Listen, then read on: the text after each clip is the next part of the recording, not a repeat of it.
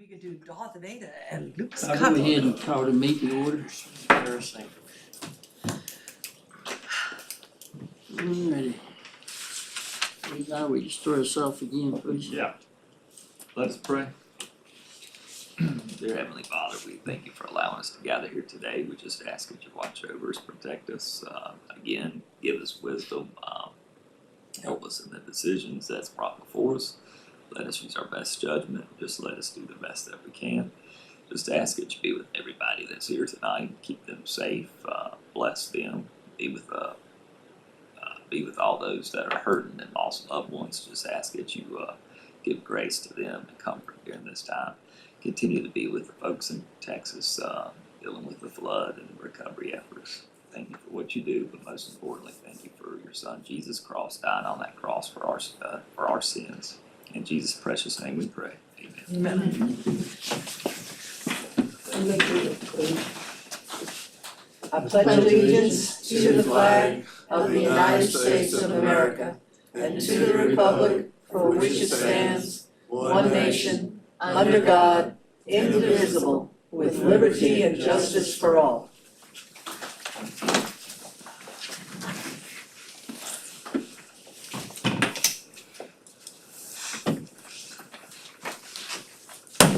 Check our quorum. Okay. For our quorum, Ms. Cookenbook, Present. Mr. Cox, Here. Ms. Bechtold. Here. Mr. Turman.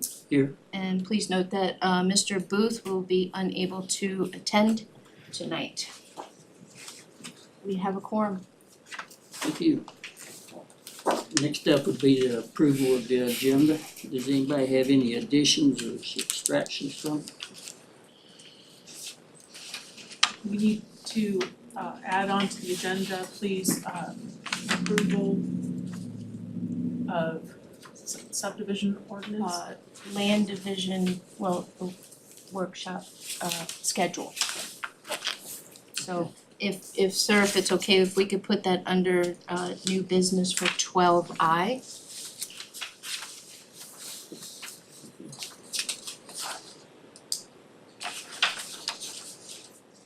Anybody else?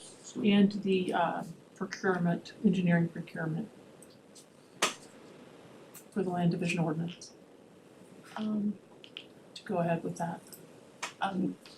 You could do that today, or that could be done at the 12th meeting, when you've possibly, come to agreement on the next workshop. I think we need to keep it all together. I'm sorry? So in other words, we just need to keep it all together, or? I believe if it's okay, if it goes and you guys approve and that, scheduling on August 12th, we can do that on a dual for joint public hearing, advertisement approval as well as advertisement approval for that. Okay. And I think timely, and we'll meet all code recommendations for public hearing As long and as we notice. can make the requirements. Yes, ma'am, thank you though. Anything else? I'll take a motion to approve with changes. So moved. Second. All right, on a motion to approve the agenda with the addition of adding under new business 12I, which would be scheduling the land division workshop. Ms. Cookenbook, Yes. Ms. Bechtold, Yes. Mr. Cox, Yes. and Mr. Turman. Yes. Agenda is approved. Next, we have the approval of disbursements. Does everybody have a chance to look them over? Yeah.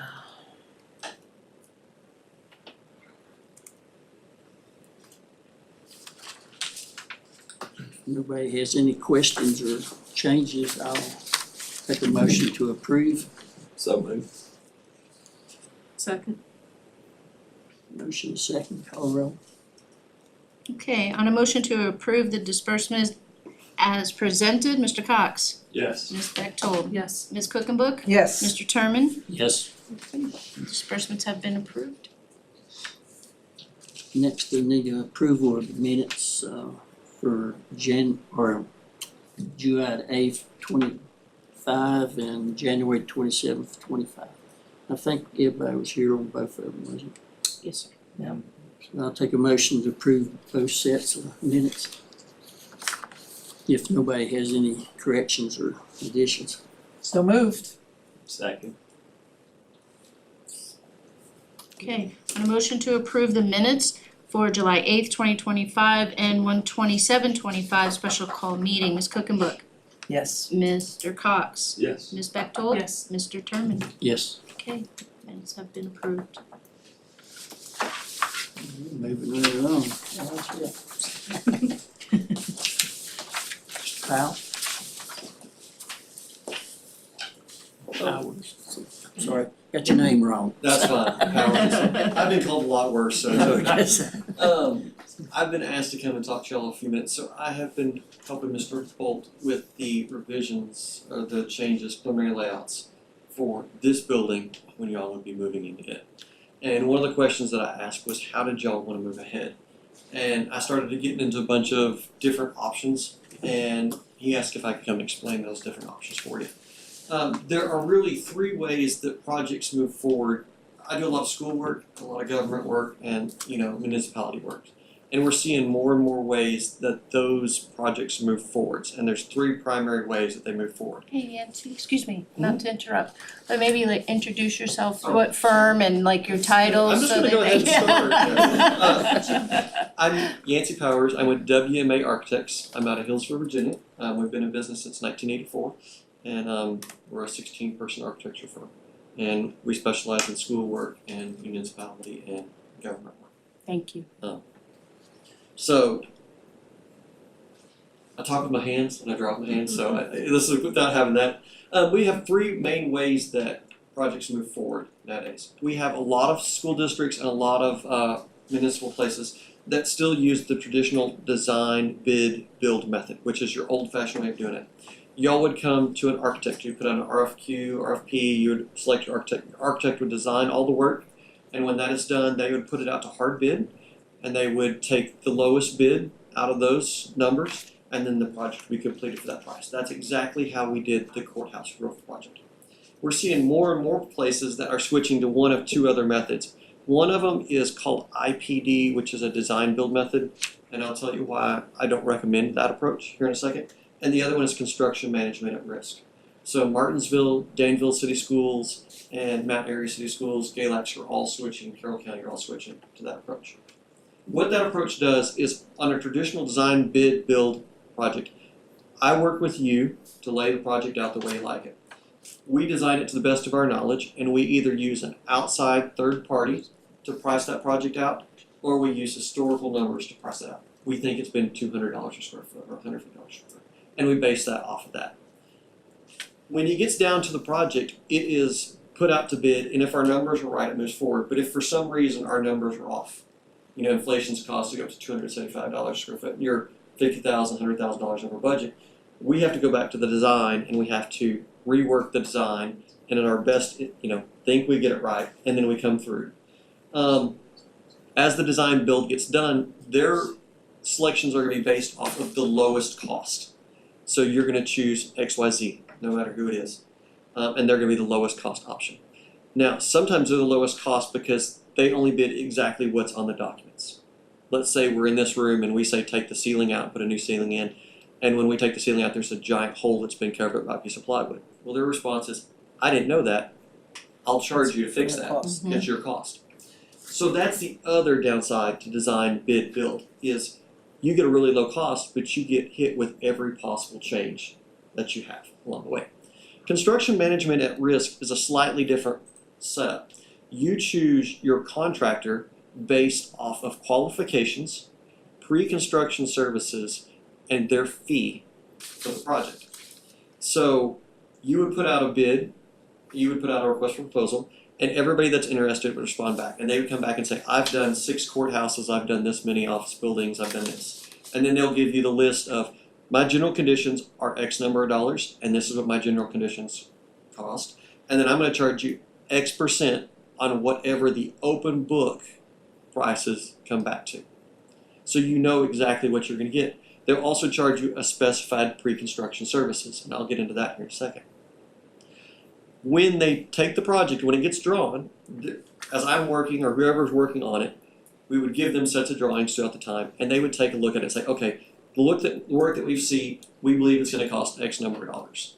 And the design team can go, we're gonna go back and make these changes and move on. And we have a better idea of what the price is gonna be. So along the way, you're not expected to have a surprise along the way. Also, they will be looking at the project. They would come in here and do some exploratory things and find the hole in the ceiling, and they would assume that it's taking part of the project, and they would cover that balance in there. If you get to the point where the price comes back in and it's not what you want, you can cut ties with them, and you only owe them the pre-construction services, the estimating services that they provided along the way. How competitive bids are taken apart in this is when the bid package is put out for the final numbers, they have to prove that they have competitive pricing. So they're going to send it to 3 electricians, 3 drywallers, 3 contractors, or concrete guys. And then we're going to choose the lowest one of those 3. But it gives you the option to say, I really don't like that electrical company. They did work for us and they're not the most qualified. We can kick them off and we can go to the other ones. But you see they have 3. If they put the bid package out and they don't get 3 electricians, they have to put it out to bid again to try to get the 3rd one. And if they don't, they take the price from the lowest to 1. Whatever. There's a whole procedure that they have to do to follow that. So the design bid build works really well in small, really well-defined scope projects when you have a set budget. Construction management works well when you have a project that has the potential of being really messy and you don't know exactly what your scope's going to be, because you could be into it at the very beginning and go, this is way over what we need to do. We need to work on X number of dollars, and we can tailor the design back to that and use that construction management group to hit that approach. So why can't we dial back if we want to before we even go out to construction You could. management at risk? Absolutely. So we, or whoever you choose as your design team, could do that exact same thing. Okay. They could come to you and you could go, I want to build a project, this is my project and this is what I'd like to do, and my budget is $150,000. We could look at it and go, historically, we just opened bids and they were $325 a square foot for this type of work, or $200 a square foot. And we could work back and say, you can't afford to do everything you need to do. We need to scale it back to blank. But please keep in mind, the design teams, any of the design teams that you have, unless if we use third-party pricing from an outside source that's paid, it's based off of historical numbers. We're not going out to the market every time and testing those out. Yes, Yeah. and historical numbers are not serving us very well right now. They're not. And so a lot of times what we do is with the school districts, we use our historical numbers, but we rely on the relationships that we have with people in the community. And we reach out to so-and-so, okay, I've got a paving project, what's your paving price? Right. And so I'll use the roof project as that same example. On the roof project, I reached out to 3 different contractors that I knew would be interested in the project, asked what the square foot was going to be. They gave me a fair number. We knew that that was our budget. The numbers came in and they were on budget. So if it's a small enough project, we can do that. But on something of this scale where we're demoing, taking out all the mechanical, taking out the plumbing, how good is the plumbing, where's the plumbing go bad, it's a lot harder to get a historical number to break into that. And so on a school project that we did where we used construction management at risk, one of the ways that they were able to get the value down really low and make sure there wasn't any change orders is the construction management group came in and started to do selective demo in places that you couldn't see, so they could start to Correct. chase the pipes back. They could start to test the HVAC system. And that was all part of their pre-construction services. So they hired a company to come out and test all the boilers and chillers in that building. We found out half of them weren't really up to good, they weren't going to hold. We paid them for their pre-construction services, and therefore if we didn't choose them, we weren't bound to use them. Right. If you have somebody come out and take 2 weeks to look at something and then they kind of think they're going to get the project. But as the pre-construction services, you start to limit that. The third one that I didn't really mention is called PDB, which is Progressive Design Build. Hillsville is using that for their police station right now. The downside I have to that is y'all would not hire the design team. y'all would hire the contractor. And he would be responsible for the design team. The contractor would come back and say, I'm gonna build $250,000 and I'm gonna build you something for that. And you get something for $250,000, but you don't get a lot of say because the design team works for the design builder. So that's not my favorite option on something along those lines, but that is the third option that you can look at. That's a very fast review of options. All those would have to be good. Which one did you say? Galax and Mount Airy. So Mount Airy, the last 3 projects we've done in Mount Airy have all switched to construction management at risk. Okay. Danville, all their projects are construction management at risk, and Martinsville is doing a combination of those two. And then Carroll had their last project, it's construction management at risk. There are more and more contractors getting used to it here. More and more contractors are realizing that it's something that they can do, and they've always incorporated it as design build, and this is what it is, and now there's a new format for it. So there are specific things that you put together in the RFQ or the request for proposal to make sure that they address that. The biggest thing is you would make sure that they would have to meet the state procurement requirements, so that they would make sure that they have competitive bids, and there's some formats that they have to do that. And I can get into all that and explain all that, but I just don't know how much you'll want to hear or how long you want me to go. It's up to you. I mean, so generally, what is the cost of getting a firm in to kind of give us that ballpark on the CMR type of, if we kind of don't like what we see from that firm? Okay, so when you come in, when the RFP goes out, you're going to get the information from all of those contractors. So Branch, English, New Atlantic, SimCon, Hayco, all those firms are going to come in and they're going to send their proposals. And in that proposal, they're going to tell you what you would do is, as part of the RFP that you send out, you would send that preliminary floor plan that's been done. You would have a site visit so that they could come and they could walk and see the site at the same time too. And then in their proposal, they're going to show you their qualifications. They're going to tell you the pre-construction service fee that they're going to charge, and they're going to tell you their monthly overhead and their fees. So you're going to see everything all together right there. And you have to watch very closely, because a lot of times what contractors will do is they will tell you, I'll do all this for a $0 pre-construction fee, or I'll do this for an unrealistically low pre-construction fee. But I'm going to do it over here, I'm going to have 6% overhead and profit.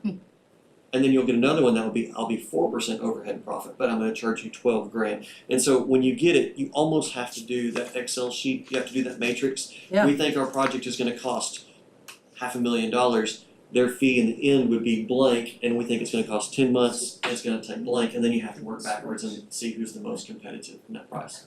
But the biggest thing is, this gives you opportunity to choose quality. Right. As if you go design build, you may get Cousin Larry and his 2 brothers a pickup, and they're the lowest price, and you have no option to go for that. Most of the school projects that we're working with right now, it's based off quantity, or quality. They have a matrix that we work with. These are the firms, these are the things we're judging them on. Who's the supervisor? What work have they done? How close do they work? How fast can they get here? What are the reviews of them? And those matrix are graded, and then they provide their fee as a smaller amount. So it gives you the opportunity to weigh it however you want to weigh it. These are really good, but the fees Right. really low. And when we send out the RFP for this, we may get 7, we may get 3, we That's may right. get 1. That's right. And I think with what we saw on the courthouse project, the number of people that were interested in the courthouse project, I think we had 8 or 9 come to the pre-bid, and then we had 3 turn in numbers. I would expect that you'd probably have something Same. like that. Because it all depends on the scope of the project. If you come in and you do all 3 floors and this is $1.5 million project, I just threw a number out there, Understood. you're gonna get the next tier guys. If you come in and you say, I'm only gonna do $250,000, then you're gonna get this tier of guys. But we know groups in both of those clusters that would be interested in this project. But you're not gonna have somebody that wants to do the $250,000 bid on the $1 million project at the same time, too.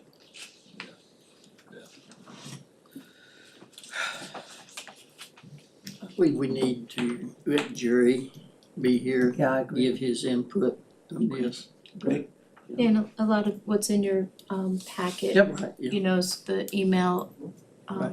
that explains it in detail, so maybe if Yep. there's questions that come back Absolutely. between, you know, give it to Mark and we can get that to him. I'd be happy if you would like, I can share with you the scoring and the grading matrix that Yeah, we've that'd be done great. for Mount Airy and for Danville. That'd be great. That'd be great.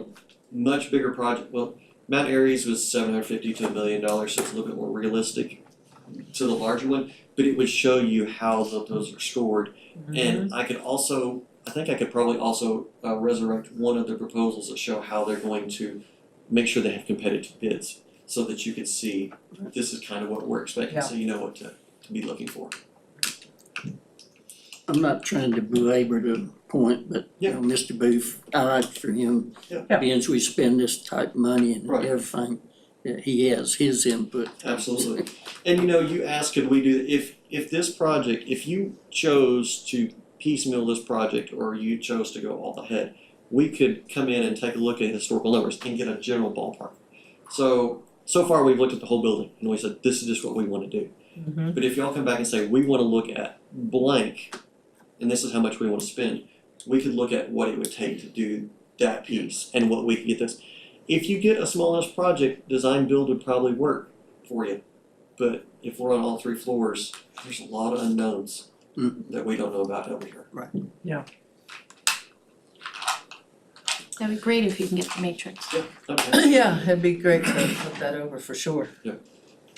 Appreciate your time this evening. Yeah, thank you. Kinda coming in and explaining it Yeah. and all. I'm glad to help. I will let you know that Mount Airy CTE was the first construction management risk project that they did in the district. It was a $1 million renovation of the school, gut of the lower CTE and the upper, replace all the HVAC, replace the electrical, redo all the restrooms to make it handicap accessible, and install a new elevator. There was not a single change order that was not owner directed change orders outside of that. And that was because the construction management group was on board, poking their heads above the ceiling, Yeah, from the having get-go. the team from the beginning, and we knew exactly what to expect because they priced it 3 times along the way, so we knew what to expect. So the budget that they were giving and what we ended up with coming on the streets was the same amount. How many square feet was that? Off the top of your head? No, I don't remember off the top of my head, but they've used it both on the old middle school, junior high. They've used construction management at risk for it. And is that project completed too? Very close, And how much is that costing? 1.3 million. Really? 1 million and 1.3 million, huh? So those work, and we had 5 turnout for one of them, and we had 4 turnout for the other construction management firms. So on that size project, you can get some interest. And these are renovations, these are not new constructions. No, those are renovations, Right. yes. Yeah, that's taking an existing 1950s building, Right, tearing it apart, removing the boilers, removing the chillers, all the associated lines, and new HVAC. right, Not too far away from some of the stuff that y'all are talking about. right. This is Downstairs. classrooms versus Office space, yeah, right. Did y'all do Carroll County's new addition outfitter? yeah, That the was a multi-stage one? nightmare. Well, it was a fun one, and that was one of those times, I know, you know, I don't want to take y'all's time. That was one of the fun ones when you forget that you're the architect, you're supposed to be the responsible one. But that building is in 3 different levels, there's 4 ramps in it, and it's connecting all the buildings. And we'd shot grades, and we thought it was gonna work right, and when we walked in the building, they had poured the concrete, my first response is, it lined up, thank heavens, you know? Yeah, right. Because, you know, you think about it, it all worked on plan. And Right. something's just slightly off, but it all worked out. So that one was a fun one. So I did that one and also did Galax Elementary School. Right. The renovation they have down there, and I'm working for Grayson County too. Yeah, I watched it over at the high school and I thought, man, that's a headache. Oh, yeah. Yeah, Yep. it was an interesting one, and you know, they had a $10 million budget on that project, and that was what it came in. They got funding for 7, the bids came in at 10, so we cut it back to 7, and then the state gave them 3 more million, we ended up Right, putting out of the 3 that back in. construction fund, But yeah. it took a while to get there. If the state would have just gave them all the funding at once, that probably Yeah. would have been done 2 years ago. So, if I will get you the matrix, but if y'all have any questions, feel free, reach out to us, and we can explain options for both of them. Thank you. Thank you. Thank you. Thank you. Have a good night. That's it. Yeah, safe travels home. Be careful. Now, we have thumbs.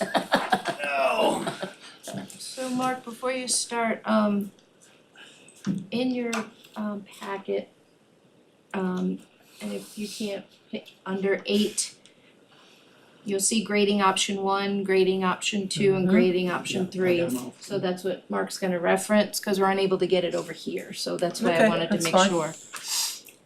Oh, We're gonna start at the Now I beginning. know. don't go with luck. Do you want my computer? No, I'll fake it. Okay. Alright, so y'all have them where y'all can see them. Yep, you're gonna start at number 1? Number 1, you got roughly over Mark, 5. she's got it right here if you want it. No, I can't see that little stuff. Hold on, I'm going. You're roughly over 500,000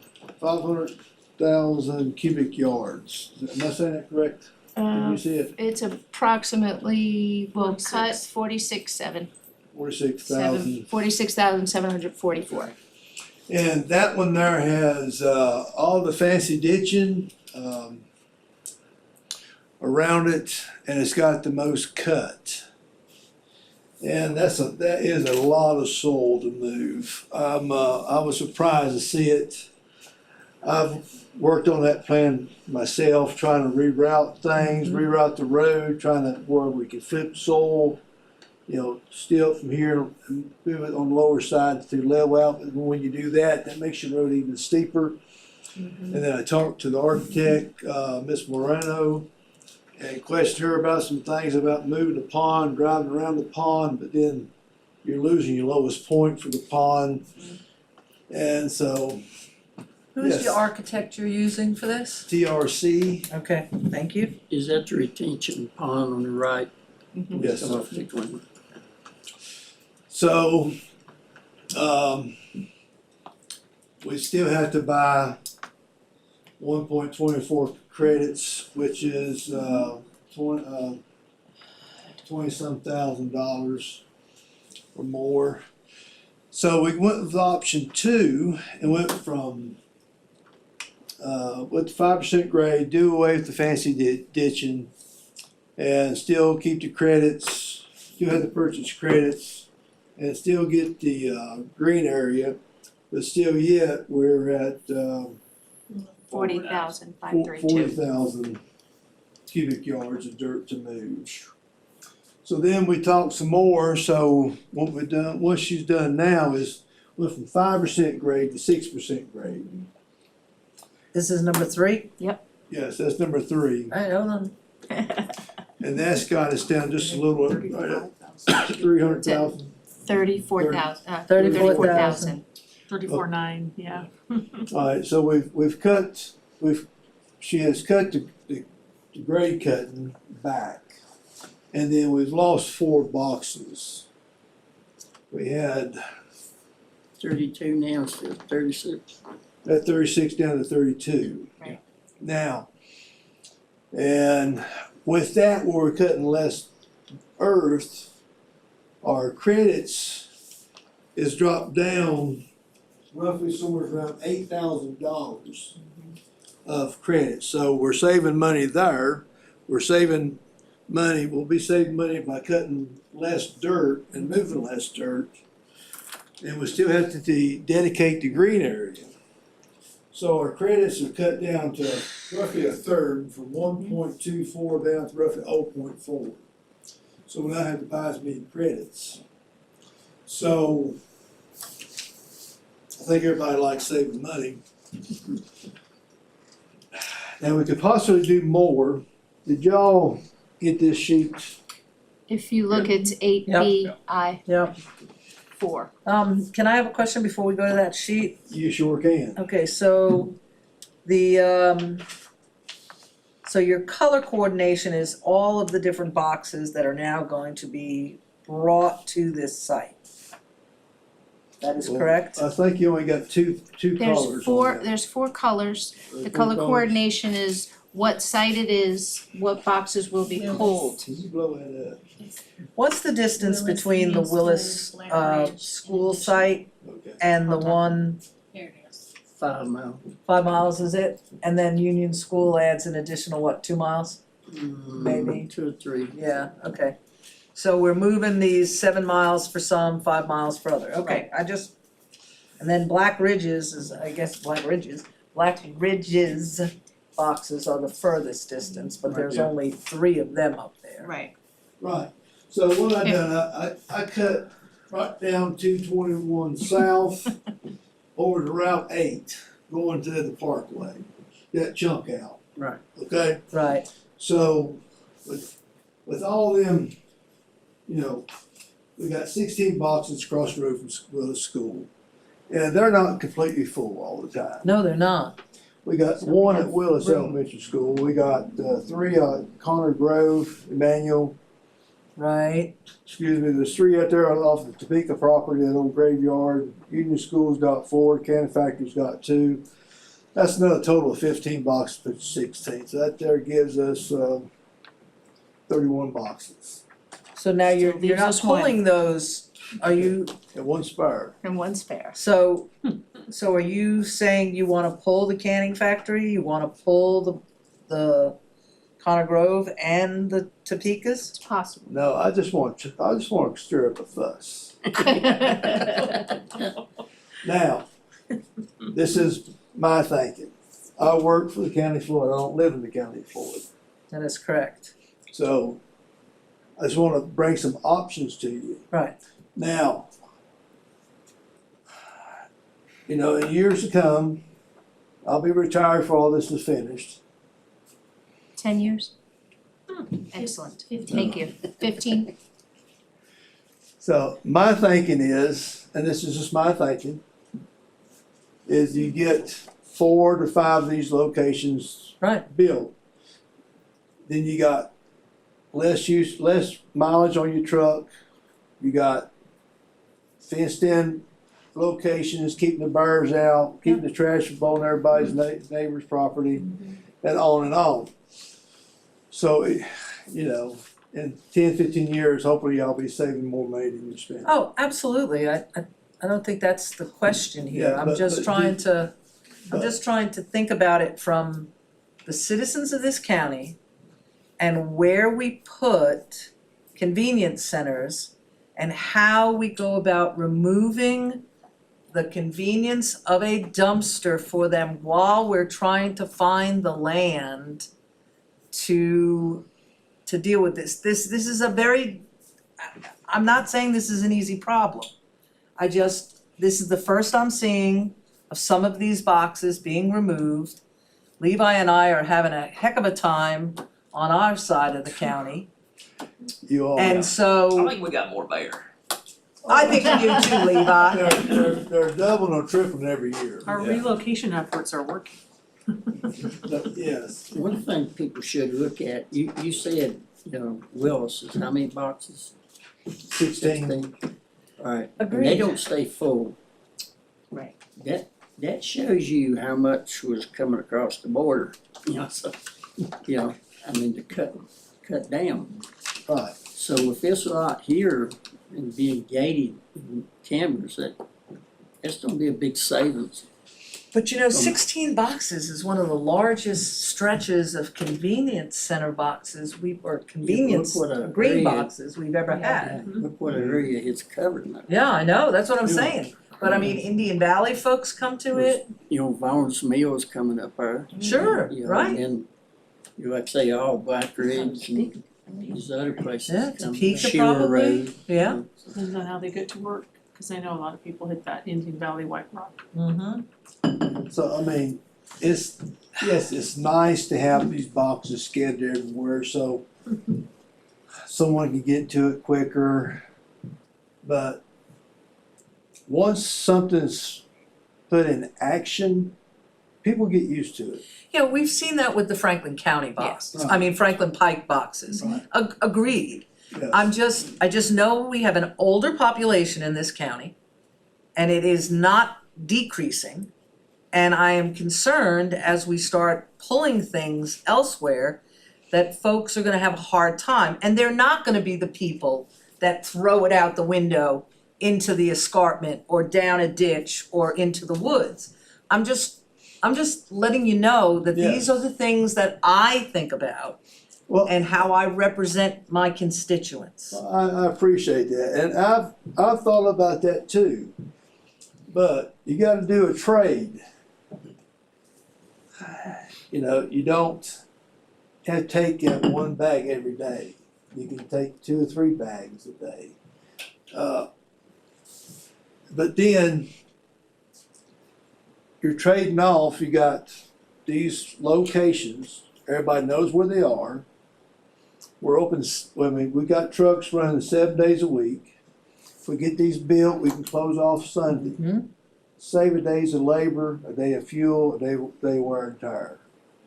Like, people know, like in Carroll County, I know the landfill is closed on Sunday. I don't take trash up there. Mhm. I know it closes early on Saturday, so I'm up there early in the morning so I can get in and out. But your brethren are coming over to, like Joe says, to our green boxes. Yeah. Hence why this was such an important one to build. Right. So, I don't think anybody's arguing or trying to dissuade you from your arguments, it's just How do we make the transition? how do we make the transition easier for the county?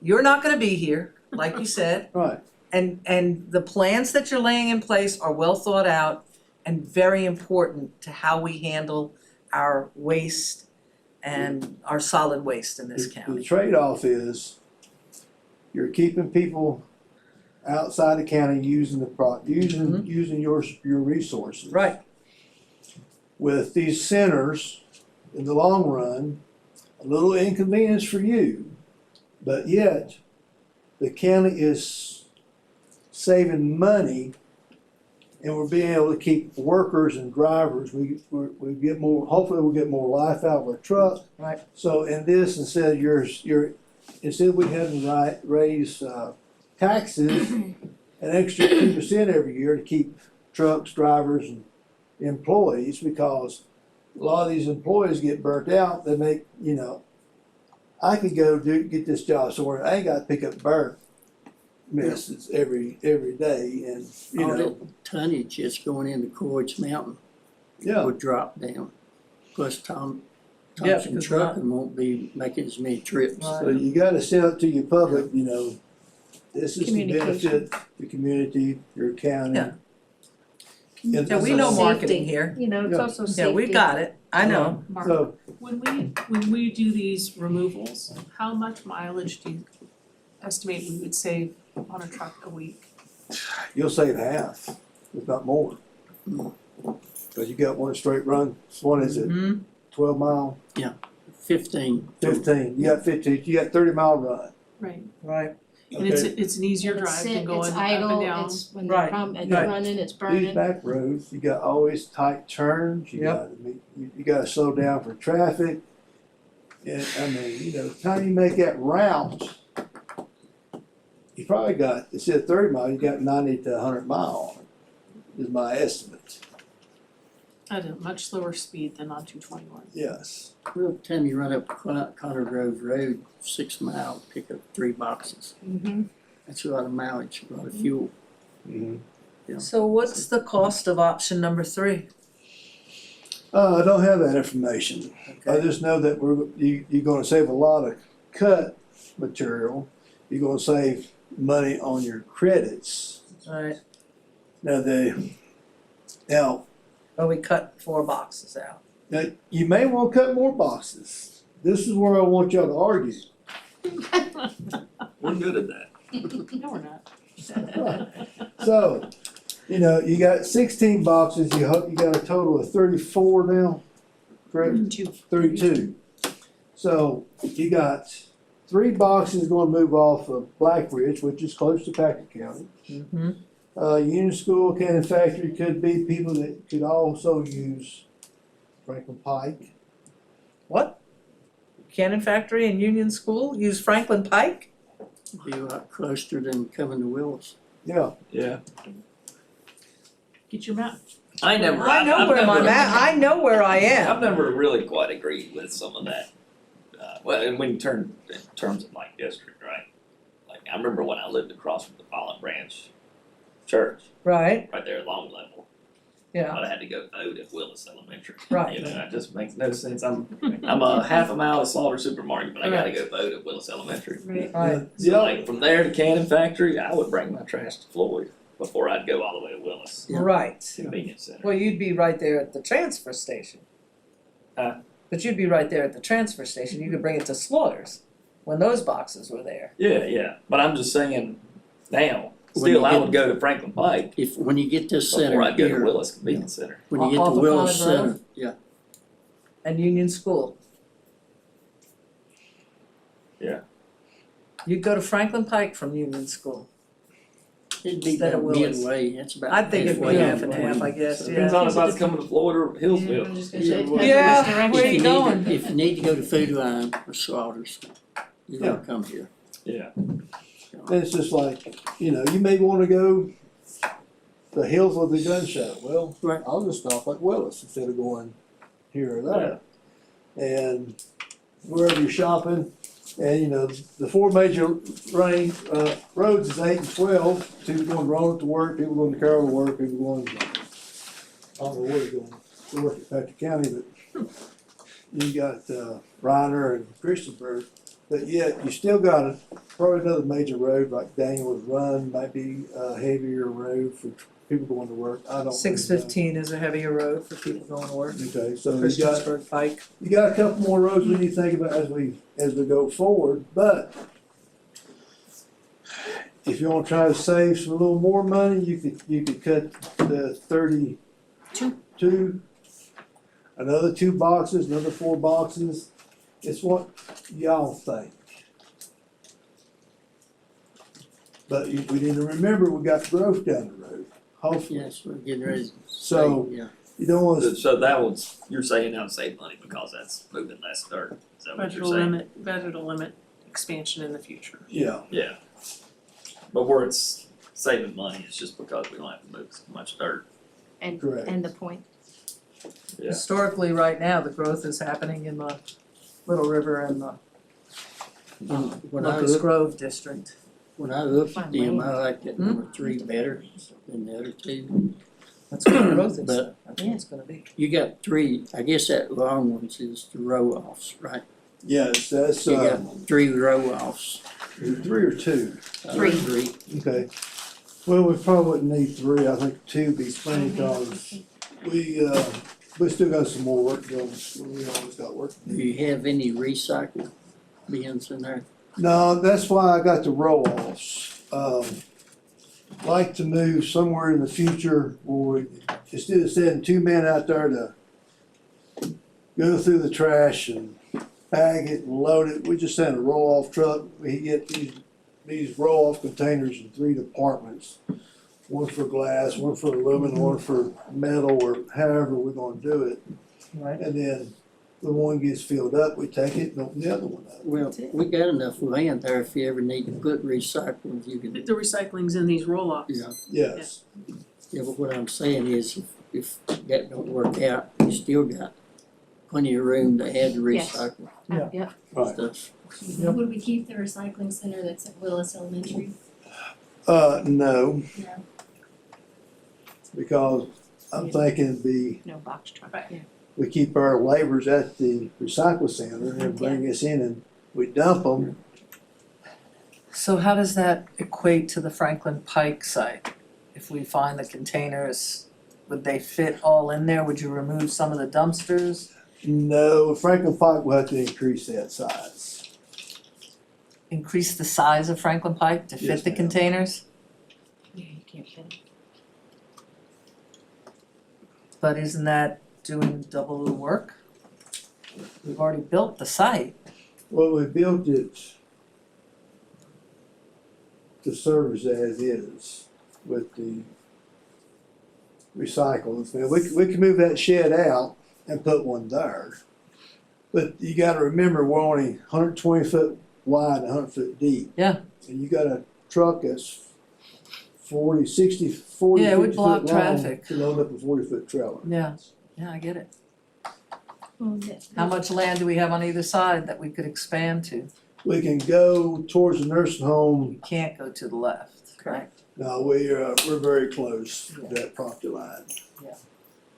You didn't build that to have that person there, you know, manned, so to speak. There's a Now, pretty good right? chunk of land That's a between there and the difference. nursing home. Yeah, but it to gets use. wet. Yes. We probably have to build it out No, another what? 60 foot. Be my guess. Yeah, that's sort of built That's the difference, so I you think. can increase it I Yes. don't know, let's see where this is gonna be at. You're just taking one end of the fence and, and just move it Yeah. over. So where is the man gonna be in option 3? Is there gonna be a man hut in there? no, my understanding, the board did not want to go with the compactors. Right, But you'll have staff there to monitor at some point. nope, We can, I'm assuming we use the cameras like we got at Franklin Park. Franklin Pike. Which is fantastic. I get a lot of compliments on them cameras, they love them.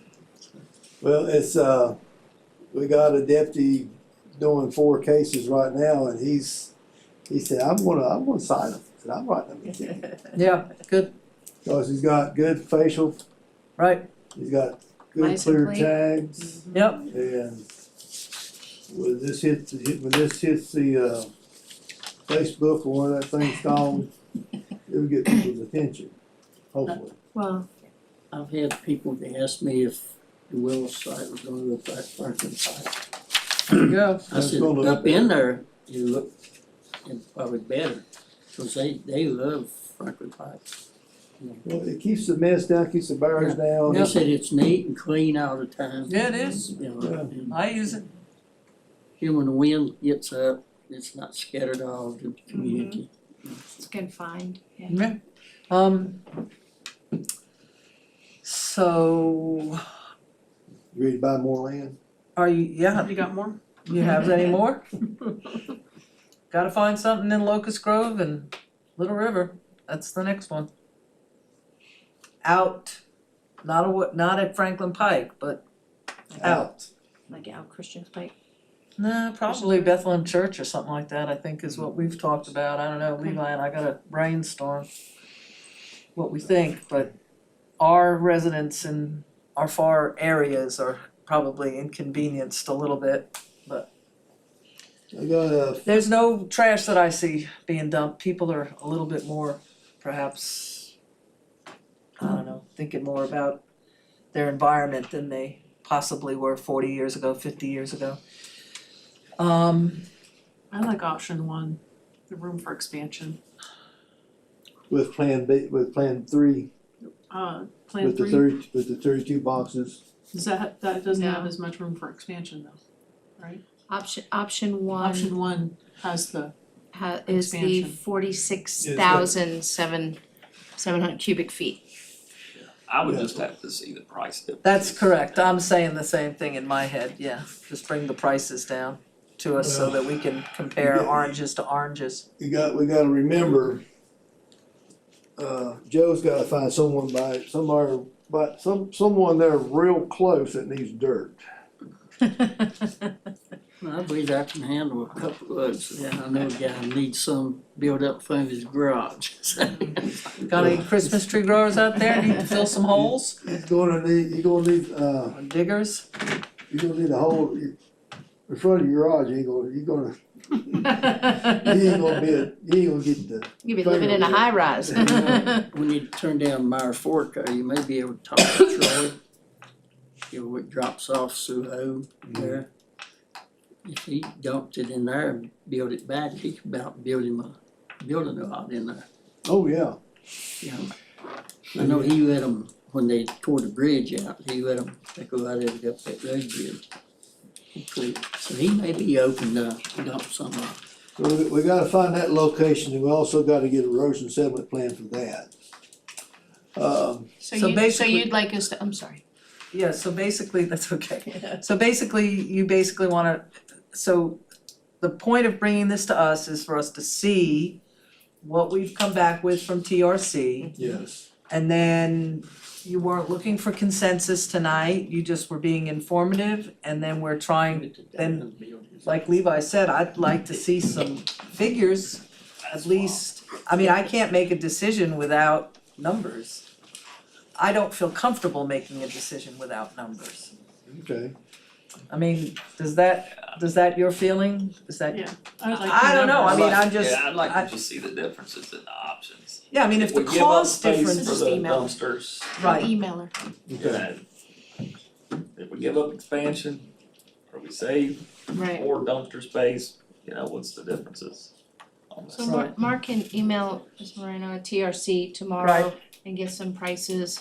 Can either like push them forward and Yeah, I mean, we're not if you'd gonna- like to table it. Yeah, and please tell her we're not gonna hold her feet to the fire, it's just that we need Some idea, some idea. some idea. Some kind of a cost per each plan. Yeah, cost per each of her So is that what designs. I mean, I guess that's what she'll quote, Cost is per just cubic the foot, Well, plan price, because that's Cubic not, yard, actually. that's not, I mean, we would have to have a Well, excavator give us the price yeah, of we'd the have to do an project. RFP. a lot of times the engineer's got a rough estimate, they'll Okay. give you an estimate. Okay, Yeah, kinda like what Mr. Powers was saying, you know, he can Yeah. kinda give us a ballpark, at least, Yeah, I they'll mean, figure out what, see, Mark, for me, it's like, if option 3 is gonna be, you know, $3,000 less than option 2, and maybe 4,000 or 5,000 less than option 1, but you know, are we weighing truly the idea of expansion? Do we think we'll need expansion? Does the $5,000 make sense to go ahead and spend it to get that? Or could we go with the middle ground? So that's why I can't make an informed decision without kinda wrapping my head around some numbers. would you like me to keep the grade at 6% instead of 5? On all 3 plans, could they do it on all 3 plans that way? Yes. Yeah, that would be, Because your 6% is 60 feet and 100 feet. You're rising 60 feet. and that seemed to drop the price a little bit. It keeps from, it saves you having to move so much dirt. Yeah, so that would be, But when you come off of 221, you Right. gotta come back, you gotta fall back 4 feet for VDOT. Okay. Then you'll start raising again. mhm, So in 100 feet, you save 10 feet of soil removal. mhm. It really surprised me that you don't have to move so much of her. It don't look Looking it. at it. No, it don't. No, it does not, you're right. It don't look it. But we cannot put the dirt there on top of the hill, because we do that, then we lose our credits. Correct. Or open land. Right. I could sort of feel Troy out if you want to. Fill 'em out. He's open that. And, you know, if you got people you think maybe. And I'm serious about nursery stocks, Talk to them and, you know, people who have nursery stock that they've dug all these years, they have holes in their fields that they're not digging anymore, there are a lot of retired. I think if you put it out there to the public, there'd be a good amount of takers for, yeah, I mean, the closer they are. right, Right. the or shorter- have them come fetch it. Yeah, I mean, I'm talking about over in that area, Really, Yeah, Willis Yeah. area of Indian Valley, yeah, there's plenty for hire. yeah. Alright, so we'll table this, we might be able to send that information to you, Yep. you know, in the Yep. meantime, for you guys to contemplate, and then we'll table it for the next meeting. Yep, thank you, Mark, all right, so we'll, very informative. we'll have it priced with the 36 boxes and with the 6% 6% grade. grade. And I don't know, maybe even do 32 just to see. The Do plan 'em 3 is both. 32 Yeah, boxes. plan 3, I mean, I was thinking just do all 3 of them. I mean, if she's doing it, price all 3. yeah, price all 3. You know, might as well put 36 in there, and that's way later on you don't have to put it on.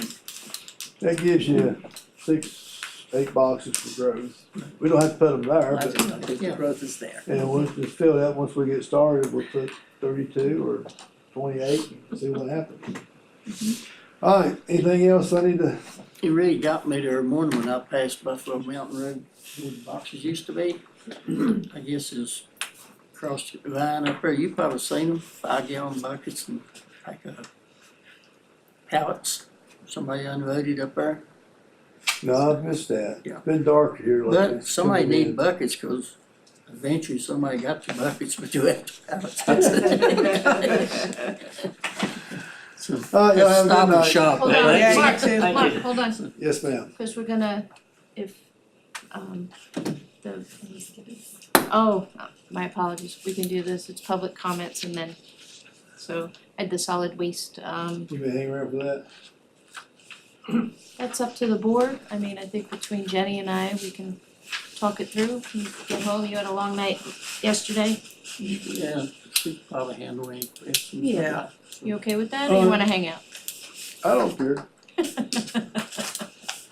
Maybe we're okay, go get some rest, Yeah, we'll make it happen, Have a good one. either Thank way, you, Mike. Be careful on. sorry about Alright. that. Up next is our public comment. It is the intent that all persons attending the meeting of the board, regardless of handicap and conditions, shall have an opportunity to participate. If any person present requires any special assistance, please let the board know in order that arrangements can be made. When you come to the podium, state your name, district you live in, limit your comments to 4 minutes, and it is a one-way conversation. So, you get signed up. First one on is Kirsten Best. Locust Grove. I do the old fashioned way. Evening. Evening. Kirsten Best, Locust Grove District. I'm here as a private citizen, not as a school board member. I think this is the first time maybe I've spoken in this room. Yeah. So, and I can see over the podium, so that's good. I was gonna say one thing, and I will in just a minute, but I wanted to say, in talking about the, with the first fellow that came, Mr. Powers, talking about the renovations, I just remembered that when, the talk was, we're gonna buy this bank building and it's gonna be $2 million, I remember that I came to a meeting and I asked the question, is that $2 million gonna cover everything, including renovations? And of course, you can't answer me then, but I'm pretty sure that it was Mr. Booth that answered during board time, yes, that $2 million was gonna cover everything, including renovations, anything that might need to be done, so just a little history lesson. The other thing that I was just gonna say is in your search for a county administrator, I know that you're gonna take your time, I know that it's maybe kind of a daunting task, and hopefully you'll have some great candidates, but I would like to urge you, please, to look for someone who understands a rural county, who understands the need to preserve farmland and forest land, to be concerned about the water in our county, and also to not be so focused on just tourism, to want to bring manufacturing or industry, something into this county that would help with the tax base so that we don't have to increase taxes every single year on average citizen, on the people of Floyd County who can't afford anymore. The blood has already been squeezed completely out of the turnips, and there's not much more to go. And so, I know you take it seriously, and I just would urge you please to consider all those things that I've asked about. And, and somebody who's excited to be here, and maybe not just on the last 4 years of their before they retire, or, I know it's looking for a needle in a haystack, but, just urge you please to try and think about some of those things as well. Thank you. Next on the list, we have Mr. Dan Vest. Dan Vest, Locust Grove District. I was here, last time I was here, we was at the meeting where we was discussing the levy rate. I asked a question about how much of that levy of the tax, the overall bag of that tax money goes to satisfying debt. Before I got home that night, my wife, I believe, got a text from that present county administrator saying they couldn't give me that number until the audit was complete. Didn't know, which is kind of weird. How you know to set your budget if you don't know what your debt is? So I'm here asking you guys if y'all got a figure on how much of that, the 44 cents of the levy goes towards satisfying the debt. Number one, that's it on that. Number two, this is all great stuff about the green boxes, but I'm afraid, especially down in Czech, because we're got a problem with Roanoke County since they started curbside trash pickup. That we've brought up several generations of bear who like home food, home cooked food. And when you move these green boxes and take their food away, where do you think they're going to go? They're going to be beating on everybody's back door down there. And we've had that problem probably longer than a lot of people in the county because, like I said, Roanoke County, I've called the solid waste people down in Roanoke County, and they have to make appointments for the people out on Bottom Creek Gorge to take their trash out, to take it away. So they've been feeding bear out there for a long time. And by the way the crow flies from Czech, that's not a very small distance at all, or a large distance at all. So better be prepared for some, whoever the dog catcher, game warden, whatever, we're gonna have to be budgeting some money for probably tanning some bear hides or something, so because it's gonna be a mess. That's all I have, thank you. Thank you. That's it. That's it? Alrighty, I will close the public comment period. Go to our favorite subject.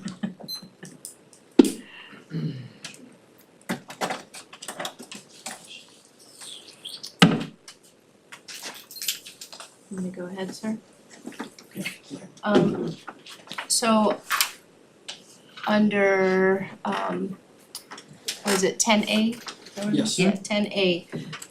There's a spreadsheet that we kind of put together of all the, the different things that were presented to you. You had already reviewed some of the other fees and, came to an agreement on those, and this was the last of the fees for the solid waste to move forward with the addendum on the ordinance for fee changes. So if you look, you guys have already seen like the that fiscal year 25 average, that's approximately a 4 to 5 month average, so we just kind of expanded that out. Then you go to per pound, 19, 20, 21, 22, 23 cents based on 34 tons. And you can see what the monthly revenue, and again, these are on perfect numbers at 100%. So please know that. And then your annual. Then we go to the flat rate, and you see, what's consistent with 34 tons, 68,000 pounds. You guys, I believe we're discussing the $3 for small, $15 for larger tire.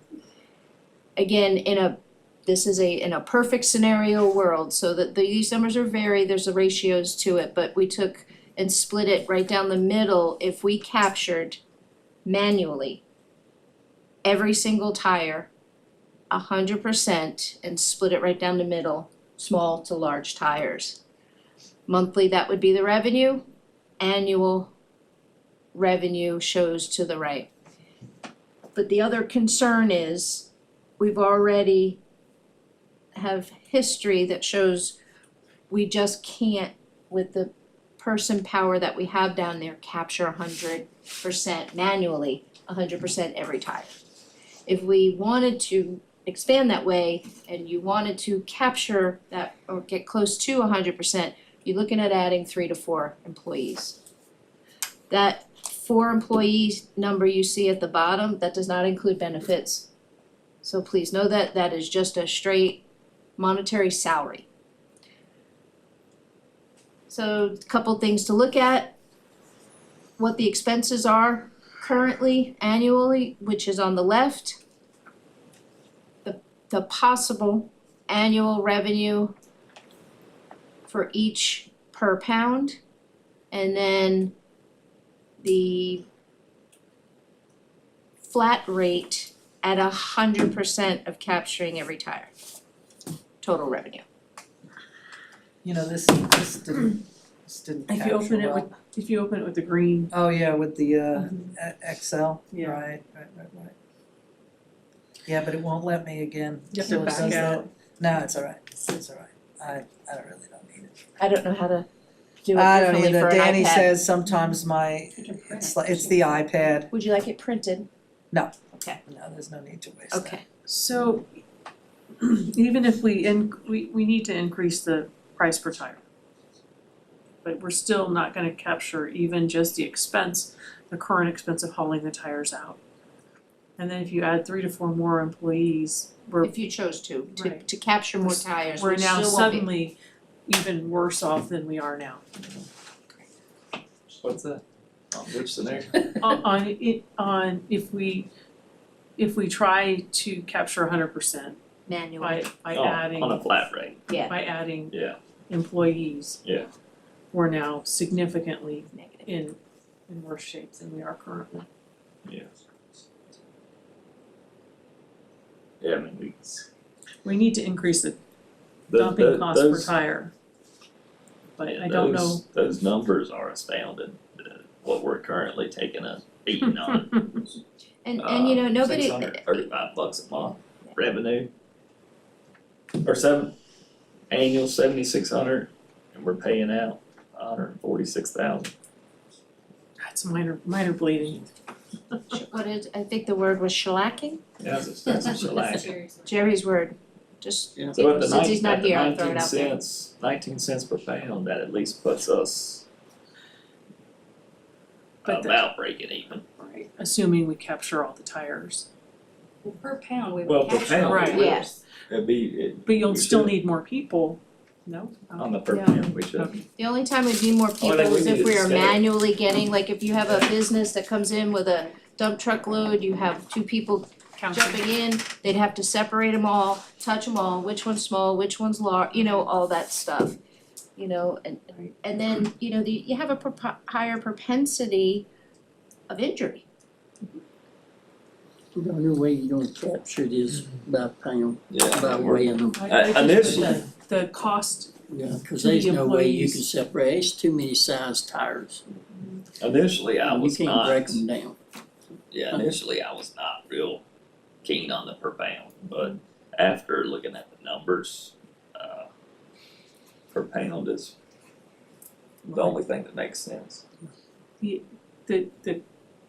from the public though, from the business owners, I've heard a lot of hesitation on Sure. the per pound pricing, that it's going to increase their cost and challenges significantly. Because then they need to weigh each tire, need to know the weight of each Well, tire for their That's what, customers. we spoke about. Right, Maybe the transfer station can just have a breakdown of the average tire Totally. weight and then pass that out to the folks that normally Mhm. come up there for the businesses. Cause the way I did my math, the average passenger car tire, if you broke it down to the flat rate, if you still did 19 cents per pound, but you broke it down to the flat rate, I think that still comes out roughly about $3 or $4. it's really close. Yeah. Didn't Woodstock weigh tires? Mm-hmm. Wait a And couple that's of what them, he yeah. knows. right. And like Levi said, you could make a spreadsheet, not a spreadsheet, but a list. The table. Make a breakdown. Just to help them charge appropriately. Well, the 14 inch intent tire would to always 15 just inch let them tire, know for all the Yeah. changes, everybody, you know, and we would post it on our website and Right. send a courtesy letter to, you know, communicate if that's your wishes, yeah. That's the Yeah, only I'm way not we for ever gonna come out. And then we're still not gonna Not for come that out. per pound. At least we can break even. I'm going per pound. Or have an, you know, an opportunity, Say there, you know, 19 there's, yes, closer, depending on what you wanted to do. About $3 or $4 a tire. Cause, you know, I had a guy the other day ask me something about this, why we was charging this rate. And when I told him how much revenue we was bringing in compared with what we was paying to get rid of them. Yeah. You know, he said, well, I didn't realize that.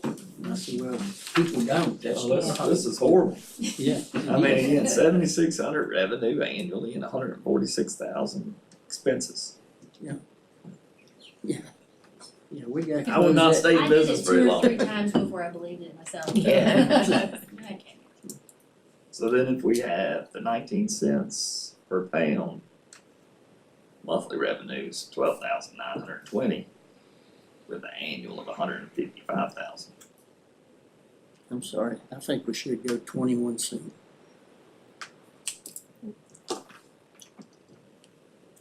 Really do. Well, It's I just can, my I can see that, I mean, 2 more cents a pound. We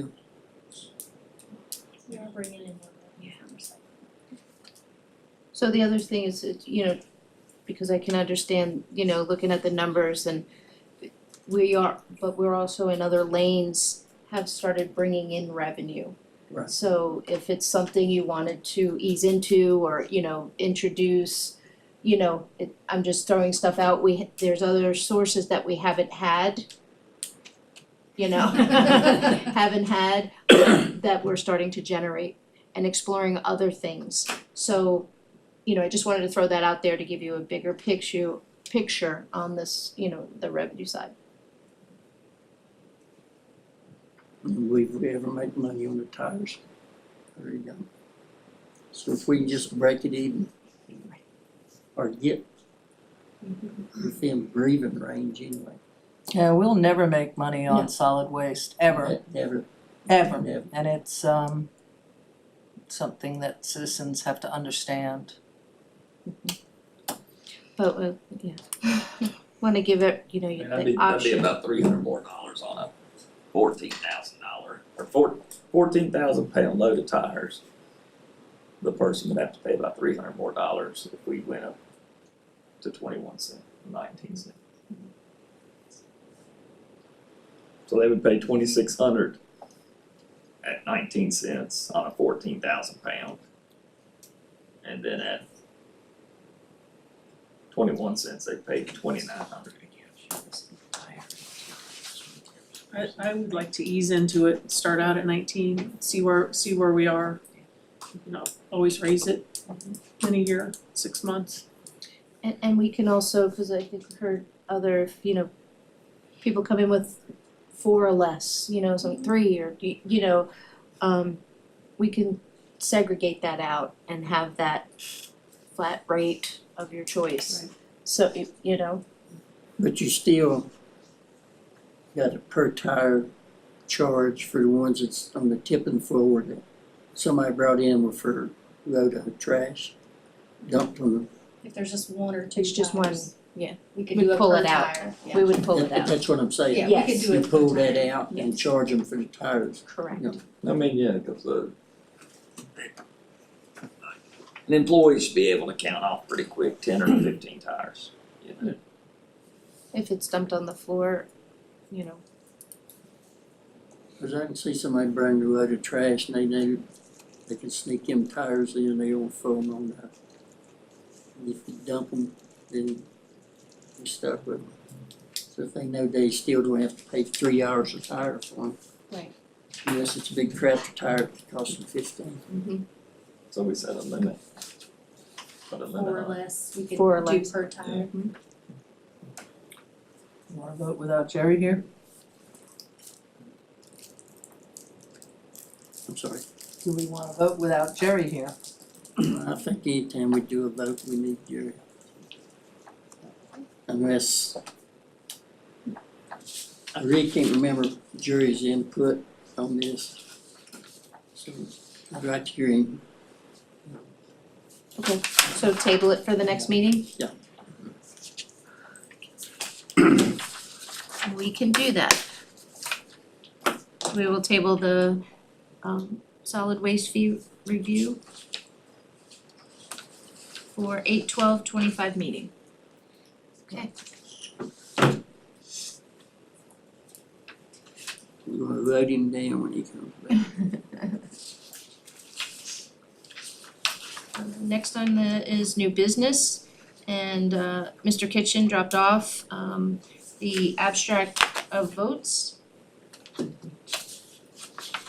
which was for Lieutenant Governor, Attorney General, and a member of Board of Supervisors, District E.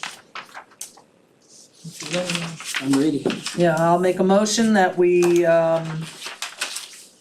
accept the abstract of votes presented by our electoral board chairman for the races in the primary for lieutenant governor, attorney general, and District D member of the board of supervisors.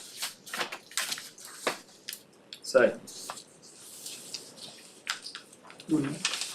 Okay, on a motion to accept the abstract by the electoral, Mr. Paul Kitchen for Lieutenant Governor, Attorney General, and District E Board of Supervisors, Ms. Cookenbook, Yes, Mr. Cox, Yes. Ms. Bechtold, Abstain? and Mr. Terman. Yes.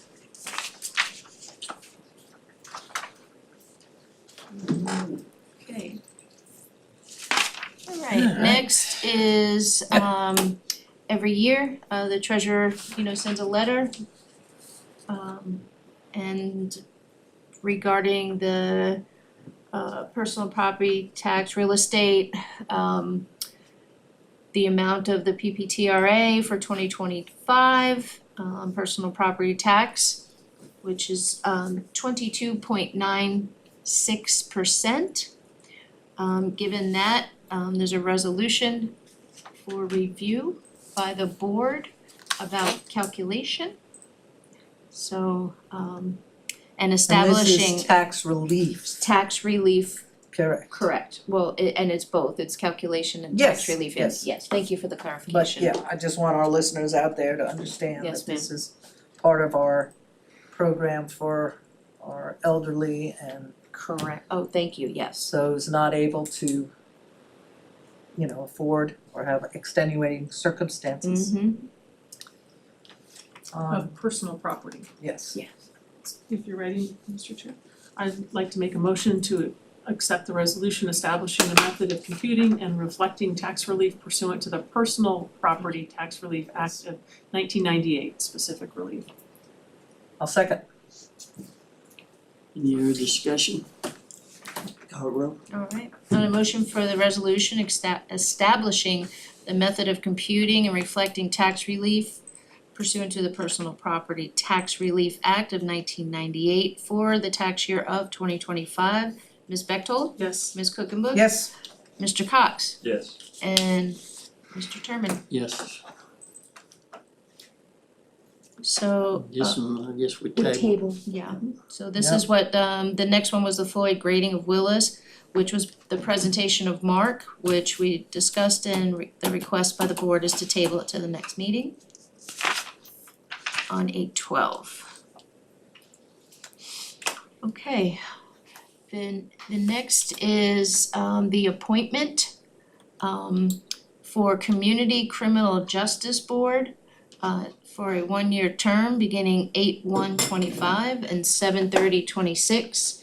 I contacted per the chairman's request, Ms. Shona Williams, who's the agency director, who gave a breakdown of what necessity, it is an advisory board, it's one meeting a quarter. They meet, and actually she gave me the exact dates. I think it's the first Tuesday, if I'm correct, at 11 a.m. in Pulaski. And they're requesting a member of Floyd due to they serve our county. Go. And if you're ready, I'd like to nominate Levi Cox. and That I'll appointment? second that nomination to serve on this board. Been voluntold. There you go. And you don't have to make one meeting this year. That's right. In Fourth October, quarter. I'll remind you. That's right. There you go.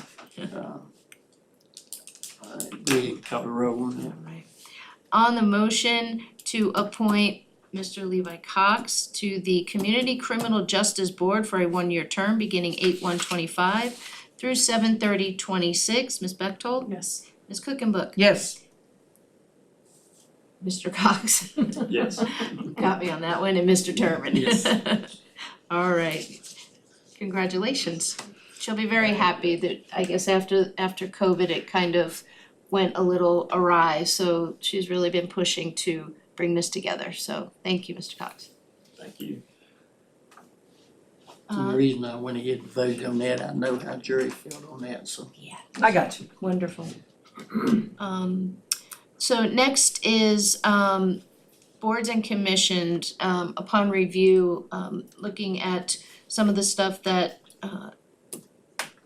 Dr. Millsaps was on and, you know, talking to the staff.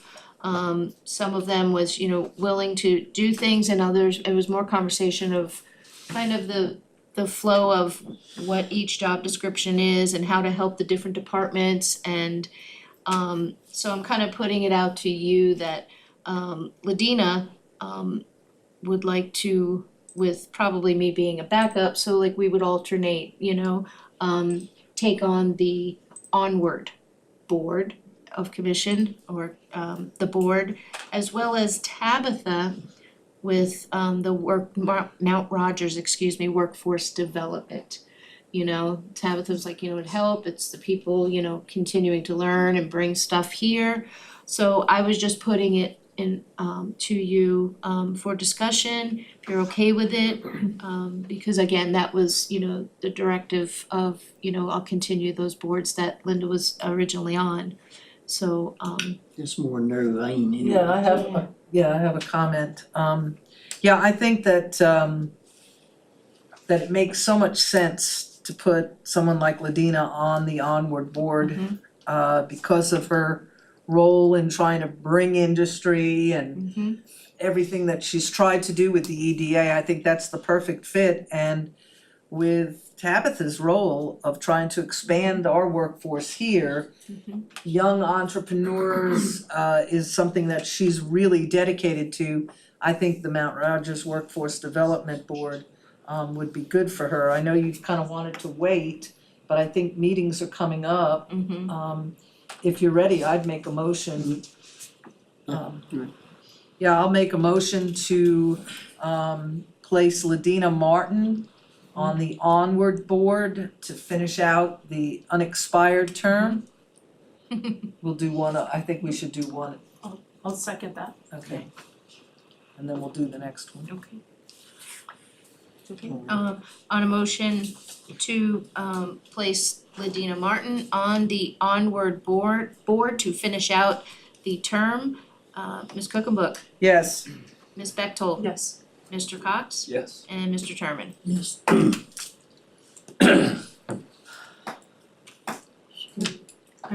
Mr. Chair, if you're ready, I'd like to make a motion to appoint Tabitha Hodges to the New River Valley Mount Rogers Workforce Development to finish out that unexpired term. yes, and if I may, with anyone from staff, including yourself, being the backup, Alternate. the alternate Perfect. on both of those positions. Get a motion. Second, okay, Levi's got it.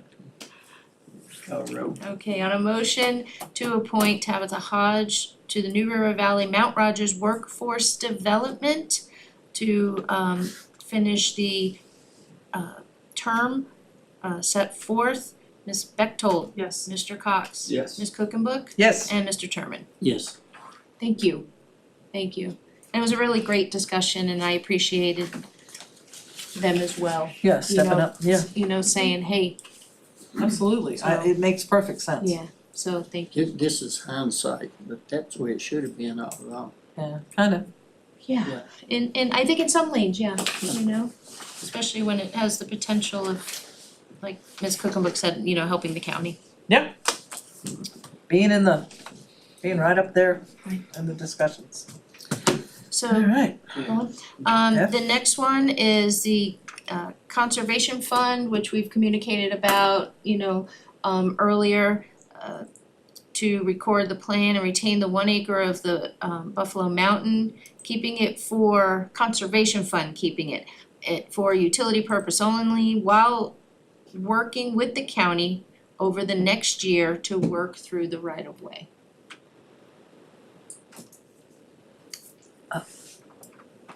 I'll make a motion that we record the plan and plat, I would assume, in the that conservation retains fund, the 1 acre on Buffalo Mountain, keeping it for utility purposes only, while working with the county over the next year to work through the right-of-way with the conservation fund. Second. Alright, on the motion for the conservation fund to record the plan and retain the 1 acre on Buffalo Mountain, keeping it for utility purposes only, while working with the county over the next year to work through the right of way. Ms. Cookenbook, Yes, Ms. Bechtold, Yes. Mr. Cox, Yes. and Mr. Terman. Yes. Thank you. The next one, this is fairly new and it's required through the national park and somewhat, it's approving the no objection relating to the sale of land to the National Park Service on the Blue Ridge Parkway of parcel 66-48, known as the Simon Thomas Farm. That's from the conservation. If you're ready, I'll make the motion to approve the no objection relating to the sale of that particular piece of property, parcel 6648. Second. I have a question, some discussion. So, landowners wanna sell to the Blue Ridge Parkway? Is that my understanding? I believe this parcel, it was known as Simon, but I believe, and I will verify right now, I believe this was, the Conservation Fund owns this part. But let me confirm that, Okay, and being sold to the Park Service. gotcha, I just wanna make sure And that that we're was- talking Yes, Yeah, about, it's not a private, right, no, it's not private, it's, it was known as, is there anything in our packets? This was an Soapstone. Soapstone. this- Soapstone Road? this was an email I sent out prior this Yes, I week remember. that we would, Hold on, I'm gonna take a look at it.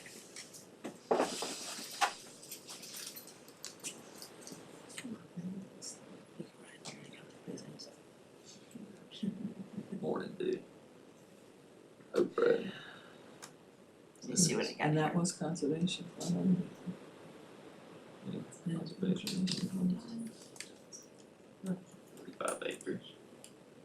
And it's a trade, is the conservation fund getting any money for it? Hold on, I'm looking at.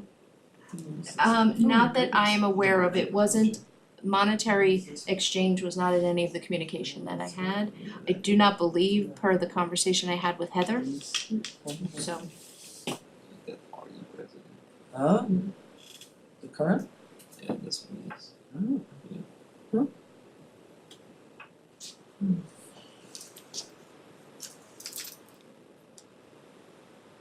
yes, it's the conservation fund.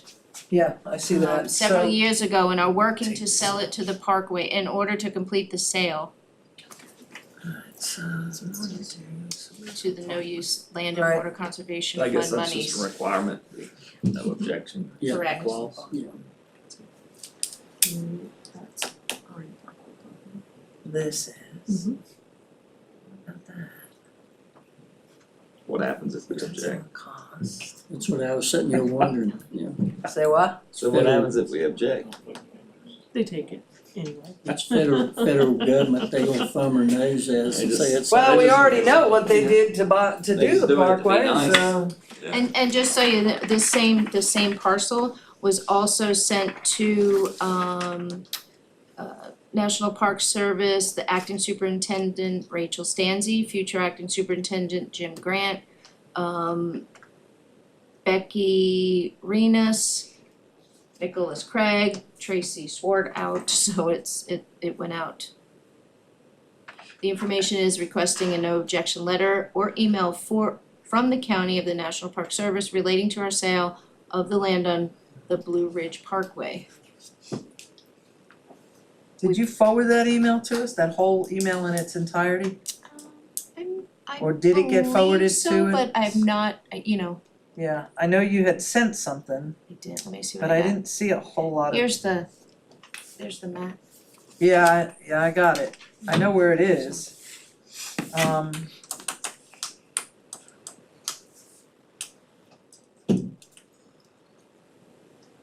Does that happen much? Does that happen very often? It's the first time I ever seen it. That's what I thought. No, I've Yeah, never so seen Of you the it. just 603 acres proposed for the acquisition, 46 are in the Virginia and 557 are in North Carolina. These acquisitions will provide for the safety of motorists using the parkway for its intended purpose. Sorry, That's what it says. yeah, I'm sure it does. I got a motion second, go ahead and call the roll. Okay.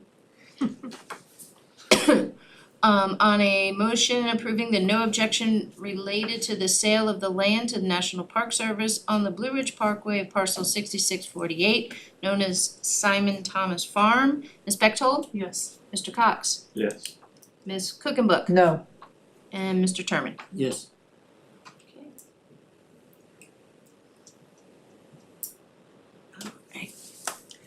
So, would you forward me that whole I list? sure will, yeah, I'll forward it to everybody. Yeah, that's fine. From Heather. So next is the approval of the Henry Schein defendant's opioid settlement. This came through our attorney, Steve. It's a multi, many parties. I'm sorry? Yeah, multi-jurisdictional. Yes. So, it's just recommended that everybody, I mean, you're talking Botetourt, King, Northampton, Isle of I mean, it's on and on, there's more pages of who's on it than it actually of the actual issue. Right. So, what is needed is, permission for the settlement agreement. The settlement agreement, what does, I keep referencing Jerry, I could maybe buy a cup of coffee. So, for Floyd, just because that our percent in this is like 0.662. So we may get Because- $10 out of it, right? Okay, Thank God we can email it, cause we save on, if we're gonna do it, Stamps. we can save on Right. postage, right? right, So, but it is required, it is suggested by our attorney that all counties, list of the plaintiffs, have that completed. So I'm I'd putting say it in if we front, there's, rejected it, it would probably hurt us in a future litigation. yeah. absolutely, If you're ready. Yeah, I'll make a motion that we approve Henry Schein's defendant's opioid settlement and subdivision participation and release forms and yeah. Give appropriate permission for staff signatures And there's, per our council. right, and there's two, and I'm sorry I didn't write that in there. Oh, It's it's exhibit D, it just kind of goes along, but it came separate. Exhibit D. Yeah, there's So we this- have to there's do one, two, you can do them in both because they are, but there's two signatures, one is for the opiate settlement The release participation, and then exhibit D, which is another form to release. including exhibit D. Thank you. And I misspoke, I'm sorry, Floyd was 0.18%. So $9 now.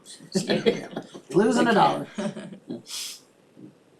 So, do I have a motion? And a second. Second, okay, I'm sorry, I missed that. On the motion to approve the Henry Schein defendant's opioid settlement and subdivision participation and release form, as well as signatures for the exhibit D by appropriate staff or having appropriate staff signatures. Ms. Cookenbook, Yes, Ms. Bechtold, Yes. Mr. Cox, Yes. and Mr. Terman. Yes, yes. Thank you very much. We'll make that happen. Next is board time. nope, I, No, Land we- division. Oh, very Land good, division. and I have it right here. ordinance schedule. You maybe put it in there. I and sure skip. did, and I forgot. So, I, which was the addendum to the agenda, is the proposal of scheduling on the 28th, Monday the 28th at 5 p.m. of July, a land division workshop. That shouldn't have lasted more than an hour and a half, 2 hours, or if that wrong, right? Might go a You know, little I bit always longer, I like don't to know. say it's probably up to you guys. But you've done a lot of the revisions, but this would be the final this has opportunity to be the final review before Which moving means forward. it has the opportunity, it could be long. But just to save everybody time and everything, I'd like to tack on that closed session for personnel. And it will take Okay, maybe 15 minutes. Sure. It's So- something I need to bring to the board, so. okay. So the motion would be the workshop, if you On the guys, 28th on at the a closed 28th at session. 5 p.m. Closed Can we session do for that and a A1. closed session for. Should we do the closed session first? Whichever. Yeah, Because that needs to be opened up and closed and everything. right. So, if you're ready?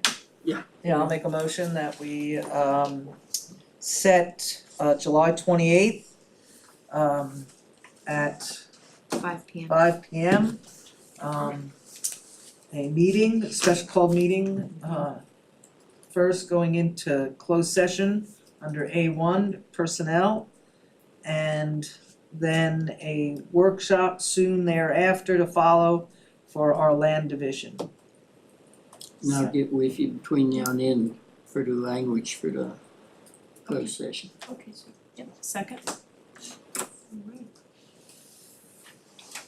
alright, on the motion to call a special called meeting on July 28th at 8 p.m. 5 p.m. 5 p.m., July 28th at 8. Don't be That doing would make Joe happy. July 28th. Yeah, it's still light outside, you At know? 5 p.m. And it's specifically specifically calling under a closed meeting for A1. And then soon thereafter, the land division workshop to be scheduled right behind. Didn't make sense, but you know what I meant. That makes sense. Ms. Cookabook, Yes, Ms. Bechtold, Yes. Mr. Cox, Yes. and Mr. Terman. Yes. And again, I will, if you'd like me to, sir, I'll email Jerry with Right. all this, okay. Now board time. Now board time. Does anybody have anything? I think, you got anything? Yeah, I'd like to thank staff for working diligently to get the permitting done for Floyd Fest. And absolutely appreciate that. I also wanna thank all of our staff, you, Mr. Chairman, and everyone else connected with our administration staff for the smooth transition and keeping the county at the forefront in everything that we do and moving forward. And I just Yes. wanted to kind of give a thank you to everybody for doing that, the entire staff. Thank you, make sure that's known. On a daily basis, yes, Yeah. thank you. We got good staff. We Yes, just we need to do. hold on to them. I was just gonna make a comment, and it may not be a popular topic, but it was brought up in public comment, and it was sort of on my mind after our first presentation, and so, moving forward with the renovations downstairs, that's just gonna, and maybe I don't exactly recall the exact process the last couple of months, but it seems like that just sort of took off. Without us. I mean, it sort of took off without us. I recall a meeting where we had some architectural plans drawn. I don't remember if we ever even voted on any of that, but it was done. We But I guess what I'm saying is, and I may not be in the popular decision of this, No, but you like, won't. I was more than happy with the bank purchase. I think it was a good investment. If we would have stayed in that little building down there, the telephone office. And I'm looking forward I'm sort of looking at this in the next 20 years, 10, 15, 20 year frame. We couldn't have stayed in that building. There's no way. We was couldn't busting stay at the another seams. 5 years. So for us to get this purchase at about 1.8 million, and it's right here central to town, I think it was a good investment, and I will stand by that. I think it was a good investment. If we would have had to try to find the real estate and then construct and build the building, I don't know where we would have done that. $30 or $40 million. Yeah, so I stand by that. I think that was a good purchase and a good investment. And I thank Dr. Millsaps for her work in getting that deal done. But I was also very content, and it pains me to see the bank actually almost get completed. Because I was also very content with the cash flow and the mortgage payment with the bank being downstairs. That So was now- good. Yeah, I mean, was good. that has been great, cash flow, cash cow to pay the mortgage payment. But now that they're almost finished, it saddens me to lose that rental income, right, We do the get cash to flow. refinance though, and because we'll no longer be a landlord, it changes our classification for the loan. Well, true, And it does but lower the interest rate. It does. I still don't mind the higher interest if it's cash flow, you know, but regardless, I'm just saying, we have a lot of projects that we're undertaking. I don't know what the board's intent and direction is moving forward to get this renovation done downstairs, but I was nervous just a week or two ago about spending some money for I wanna look at the plans something, I don't again. even remember what it is now, Yeah. but I'd out of actually, contingency. I'd actually like to just get the blueprints and start from scratch. Yeah, And make I, sure the stakeholders that were gonna be placed in these spaces really get a good say. Yeah, I mean, I also agree wholeheartedly with you on that score, Levi. I think that I felt and had made my wishes known that I wanted to be involved in this process. I stated that. I thought the board had to be. Yeah, I thought they did too. Now, Apparently I am no. not going to say that the hours that Mark Bolt has spent on it have been in vain, but we have not been included in this. And I'm not saying that our treasurer and our commissioner of the revenue and our registrar don't know what they want. I think they do, but we're the ones that hold the purse strings. And if we're not understanding of what's going on, then we need to put the brakes on it. I had said something to that effect at a couple of, I don't know, 2 months ago. well, I Like, think, I wanted to see things. yeah, And I also, just for a moment, now that we're on this topic, I believe when the discussions about renovations were had, I can remember sitting next to Jerry, and I think he felt that it was the renovations to get us up here, right, not the entire, Correct. and Right. it probably believe didn't that's get accurate. spelled out clearly enough.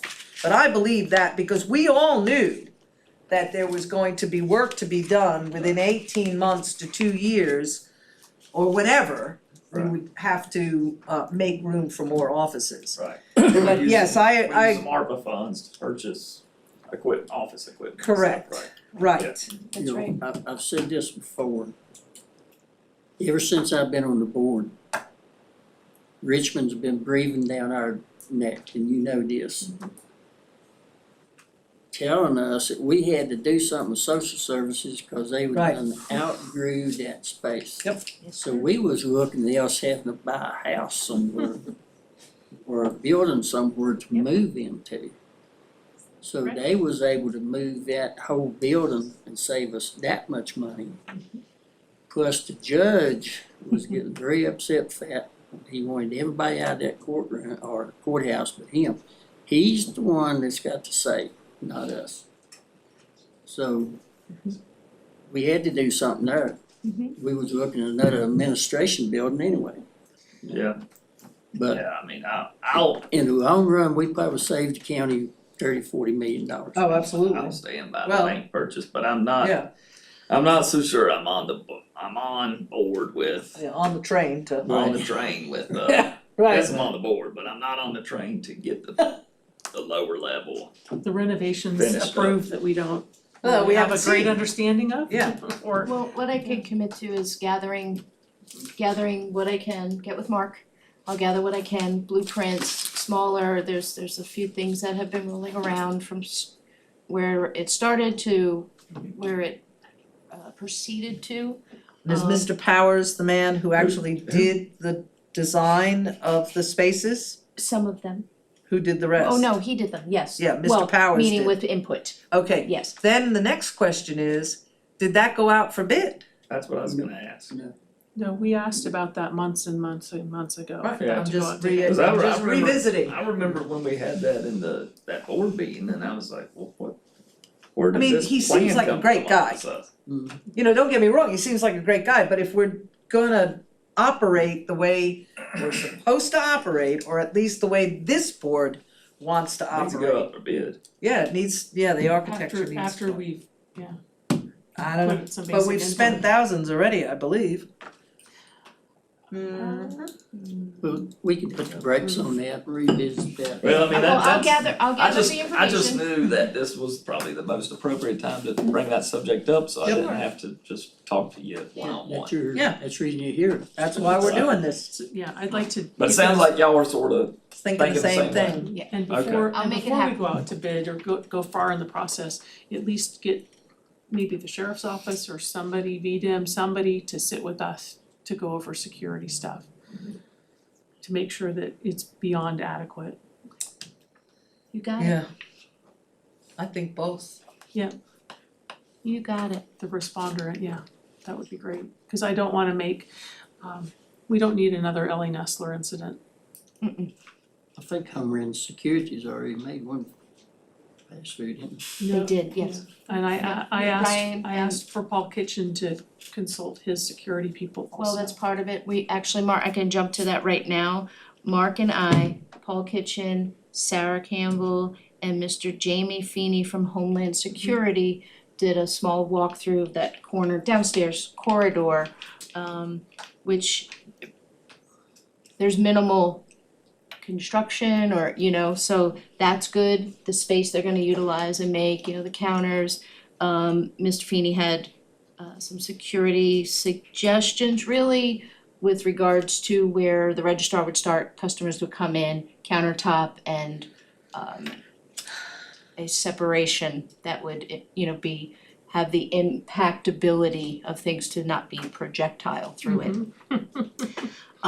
So that was good. We talked about ADA, doorways, things of that nature. So And is that ramp ADA compliant? we spoke about it. It's Right on the cusp, I think. It's right on the cusp, and we never wanna say grandfathered in when it comes to ADA, so Right, Mark's looking at it, there is like some foot that needs to be, but also if we extend it from the door, the ramp has to be extended and now we have, so we brainstormed, all of us, about using the elevators and how to accommodate that need at that time. So there's more, it's not tomorrow, so we had more ideas and then we had this information from Homeland Security, so that'll all be taken in. okay.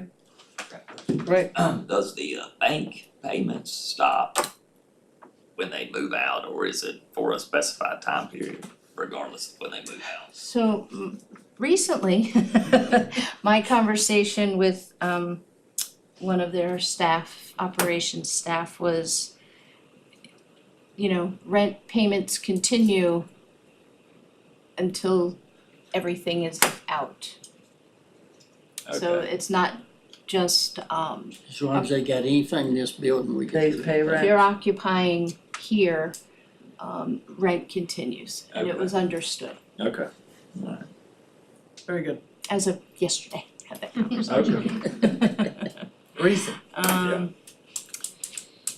So, if I may, you see E911 grant, spoke to Peggy Foley, who is the VDEM manager, who is intricate in she does mainly NG 911. This is a grant that Kevin initiated and then Danny, completed, and we just got the email of $150,000 grant, which will go towards dispatch in NG 911. Has been awarded to us? We've got an email that it was approved. It hasn't been, it's not in our bank yet. Okay, but it does say, I am pleased to report that the county has been awarded. Right, well, that's their term because when it goes on their website, it's considered awarded, but it's not it's not closed out Until it's in our, until we get funds the are with funding. us, okay. Correct. Well, that's wonderful news. Yes, so huge. It does a lot of stuff, Yeah. especially the software. It's going to upgrade that software where there's not gonna, there's not gonna be any question. There's gonna be 2 new UPS back power systems. I mean, it's just really going, plus make that Space area, better. space, ergonomics, environment, air quality, seating, all that for the dispatchers, Wonderful. For part of that. So that's good stuff. Real proud of that as well. The next one is Wait a minute, before you go on, I also just wanna mention sorry. that, sorry to interrupt, No. but that Danny is, our IT director is taking on even more, That's my next. and he, okay, you were gonna go ahead. Good, you were just rolling out of it. I was, well, because staff training, that was the next one. Oh, okay, well then take it away. Yeah, thank you. You're welcome. 2 things, staff training, Danny is continuing in his FEMA Emergency Management Academy certification program. It's wonderful. So he's already completed the foundation of emergency management certification and will be attending, he's actually in Nashville, that's where they have it. Actually, when we spoke to Cole will be training on his next one, which I believe is in Lynchburg, I believe. Nice. Um, Cole will be doing the training? yeah. Oh, well, that's He'll be cool. doing partial. So this is advanced training in emergency planning, operations, mitigation, Nice. and recovery, practical skills to better coordinate resources and communicate effectively. Nice. And he's working towards fulfilling the full FEMA professional development curriculum, Excellent. which will enhance the county's emergency management capability and readiness. So Everybody needs a backup. Yep, everybody needs a backup. backup. And you know what, between the two, and that's the beauty, redundancy, and we don't Well- miss or skip or, and Hey, look. also, people can go on vacation, Yeah. but, I was like, thank you. People go on vacation and an emergency happens, so, And, yes. and I mean, it's just, when it comes to, Just when Mark when was it comes to emergencies, we've seen across this country in the last year, how important it is to have staff ready, trained, and able to act appropriately, so kudos. Yep. Sorry, No, that's okay. I just wanted to I make that appreciate the mention. redundancy in Yeah, I do too. personnel training. The makes other for a better ship. Absolutely, FOIA, yeah. The other, the next part of that training is FOIA training. There was one officer, backup, so in speaking with county attorney, the suggestion was in other localities, the county administrator is not the FOIA officer, and that it's usually spread, a little bit, so there's different avenues of strengths and replying appropriately and accurately and timely.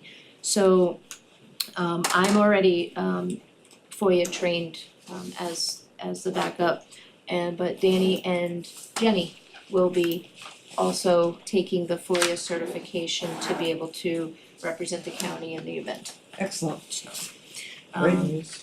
The other part, the next one, I don't know if you have seen, but it's the Everbridge sign up. Kevin has pushed out the big push between Facebook, between our website, contacts, we're trying, handing out flyers practically regarding signing up for Everbridge, which is the the county's citizen alert system. Right. And he put out some great stuff, great communication, it's in your packet, just liability, all this and Facebook and our website, if you go on it and it says click here to sign up. Right. I've actually had a couple people call here and we've kind of sent it to them personally, cause they just Yeah, it's a struggled a link. little. Yeah, so, Nice. and we've been doing that. I mean, up through when we had the workshop, someone was in there and I said, did you sign up yet? Yeah, right, And said, if you need help, we'll help you. Yeah. So, so Some have important. the link and some have the QR code. Gotcha, correct, yeah. and thank you, Jenny, yes, and the Yeah, QR excellent. code. So, Is everybody on this board signed up? oh, yeah. I don't think I have. We'll send it to you. She ain't got around signing me up. Yeah, I signed up a long time ago when I don't know, I think when we started it, I was, I was like the test. I was also in that guinea pig group. Yeah, I was, You yeah, had the an guinea email and pigs. Yeah, I get 4 the phone email, calls. right, 4 phone calls, the email, and the Yeah. text. Yeah. Yeah, I think it's great, at least it shows that it's working. Absolutely. Yeah, Next is the courthouse security, keeping progress. Mark is in constant communication, especially with the sheriff. The sheriff's getting some verbiage so that the sign coming in right. with, you know, what you're not allowed to come in. Also work with Rhonda on the front side with signs about Right. public access, you know, employee only, public, and placement of the signs. It's gonna be on every door. It's gonna be signs made, Andy Finn. So I'm grateful we're moving forward. Right. So, Peer Center. Oh yeah, and she mentioned it earlier, as Ms. Bechtold answered, thank you. The festival permit update, yes, it has been signed, all permit and applications have been successful, all signatures. The other part is we made arrangements, actually Andrew called me, and between Andrew, Kathleen and myself, we now have 2 county employee representatives who will share the tourism table. And, you know, represent the county with any questions and Good. things of that nature, so we're pretty happy about that. How is the Yoga Jams permit coming along? Has that been, I Yeah. haven't seen any correspondence, but I can follow up, yeah, just follow up on Yoga make Jams, sure I and don't miss something. did And Replenish? Replenish give a update on their, do you know? You might wanna just reach out if Yeah, they're I sure will, responsive absolutely. to do that, just with their final attendance. And I mean, everybody should follow, And I you know. think Mountain Valor, is that Yeah, Is they've it got not one right? coming up I in believe so, September. yeah, so, well, I'll make sure that those are followed up, Yeah, absolutely. and then there's a Pickin' Fest going on at the Flower Farm, look like this weekend. We had our Peer Center open house yesterday. Yeah, I was so sorry to I- miss it. You know, the chairman was there. I got there. Did you get there in Did the ya? afternoon? 9:30. Alright, they still Yeah, had hot dogs I and made it. hamburgers? Thank No you. hamburgers. No hamburgers. I ate 2 hot dogs. There you go. Yeah, I Don't you missed know- it, I was just. Did you see it? Oh, it looks good. Yeah, I'm gonna get You I'm gonna could get a look it special up. tour, Okay. You could look at all their faces, see how happy. and I mean, they was like kids at Christmas. 'Cause Yeah. they had something to look forward to Yeah. and work towards. And the furniture sets comfortably too. Yeah. It sure You ought to has. been there when they had the downpour. Oh, yeah. Everybody just kept coming in with Get clothes. closer. We all had under Joe.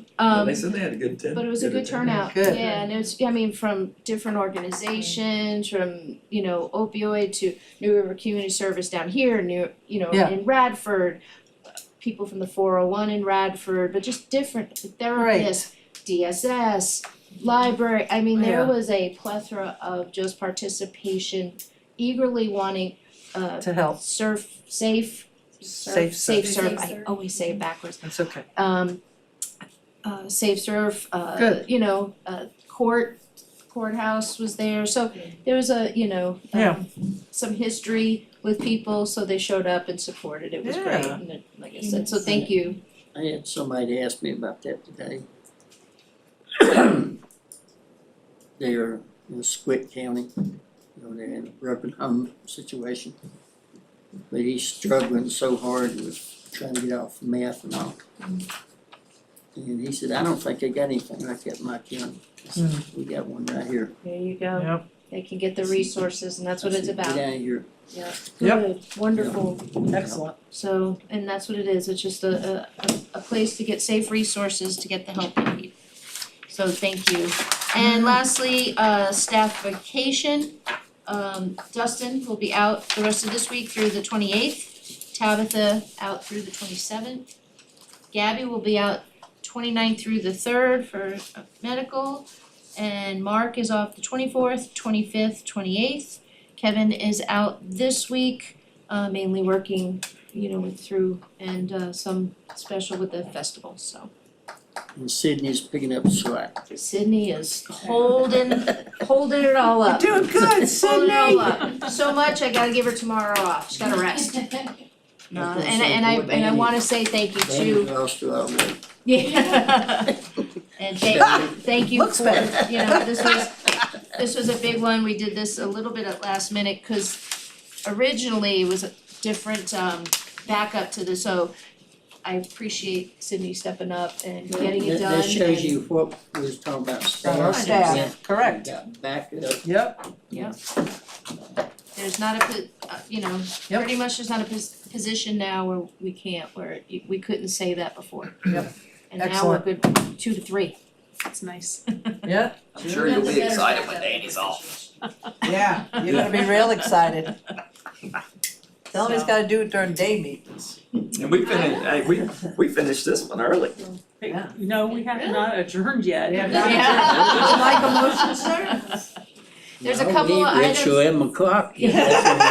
There's a couple of items in your correspondence, Yeah. Small correspondence folder this time, and We could go to midnight while Jerry's not here. Ooh, I don't think so. You ready for that motion now? Yes, ma'am.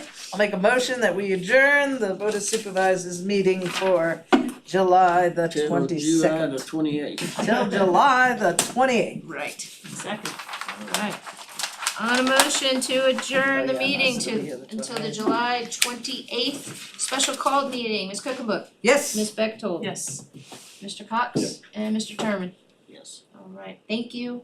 Thank you. thank you. All right, everybody, Sorry? look what we've got now.